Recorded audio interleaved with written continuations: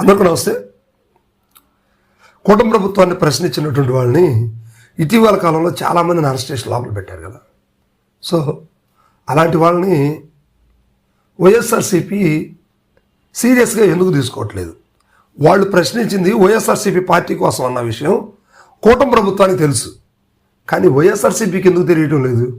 అలాంటి వాళ్ళని కాపాడుకోవాల్సిన బాధ్యత వైఎస్ఆర్సీపీకి లేదా? జగన్మోహన్ రెడ్డి గారు ఇలాంటి వ్యక్తుల గురించి ఎందుకు మాట్లాడలేకపోతున్నారు?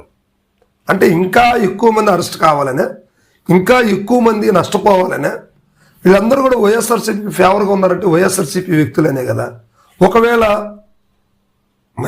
మధ్యస్థంగా ఉండేటువంటి వ్యక్తులైనా కావచ్చు, మీడియేటింగ్ పీపుల్ అయినప్పుడు కూడా కూటమిని ప్రశ్నిస్తున్నారంటే అది వైఎస్ఆర్సీపీకి ప్లస్ పాయింటే కదా. అలాంటి వాళ్ళకి సహాయ సహకారాలు అందించాల్సిన బాధ్యత జగన్మోహన్ రెడ్డి గారికి వైఎస్ఆర్సీపీ పార్టీకి లేదంటారా? ఆలోచించండి, కామెంట్ చేయండి.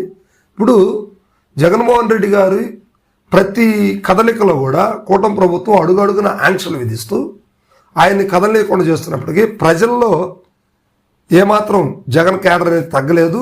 జగన్ అలాగనే వెళుతూ ఉన్నారు, జనాలు మాత్రం విపరీతంగా వస్తూ ఉన్నారు.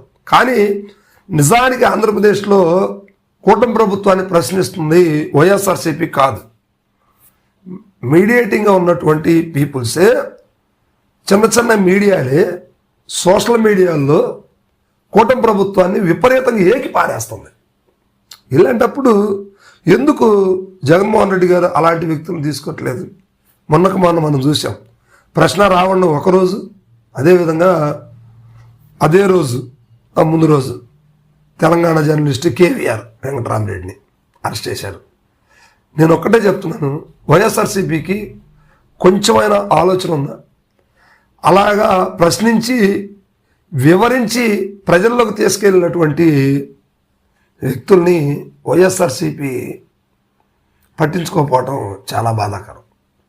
సో అలాంటి వాళ్ళని అనవసరంగా ఎన్నో డబ్బులు ఖర్చు పెడతా ఉంటారు, ఎక్కడికెక్కడికో వెళ్తూ ఉంటారు. అలాంటి వాళ్ళ కోసం వైఎస్ఆర్సీపీ ఎలాంటి యాక్టివిటీ చేస్తుంది? ఎవరిని నియమిస్తున్నారు? ఏం చేస్తుంది? ఒకసారి ఆలోచించండి. ఇప్పుడు కూటమి ప్రభుత్వాన్ని వైసీపీ ఎలాగా ప్రశ్నించలేకపోతుంది. ప్రశ్నించినటువంటి వారిని అయినా కూడా వైసీపీ కాపాడుకోవాలి కదా. ఎందుకు? కొంచెమైనా ఆలోచన ఉందా? ఇప్పటికైనా కళ్ళు తెరవండి. నేను జగన్మోహన్ రెడ్డి గారికి ఇచ్చేటువంటి సలహా ఏంటంటే, వైఎస్ఆర్సీపీ ప్రశ్నించలేనప్పటికీ వైఎస్ఆర్సీపీ తరపున పార్టీతో సంబంధం లేకుండా మధ్యస్థంగా ఉండి కూటమి ప్రభుత్వాన్ని ఏకి పారేస్తున్నారు.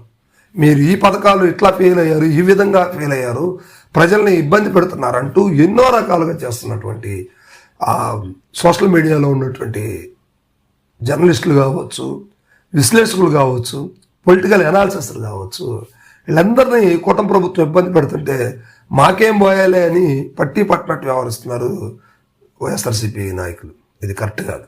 ఇప్పటికైనా ఆలోచించండి, అలాంటి వారిని కాపాడుకోండి. ఎందుకంటే నెక్స్ట్ 2029 కూటమి ప్రభుత్వం మీద వ్యతిరేకత ఉంది కదా, అందరికీ తెలుసు కదా. ఆ వ్యతిరేకతని కూడగట్టుకొని వైఎస్ఆర్సీపీ ముందుకు రావాలంటే మీకు అలాంటి వాళ్ళ సహాయ సహకారాలు ఎంతో అవసరం ఉంటుంది. ఆలోచించండి. Thank you.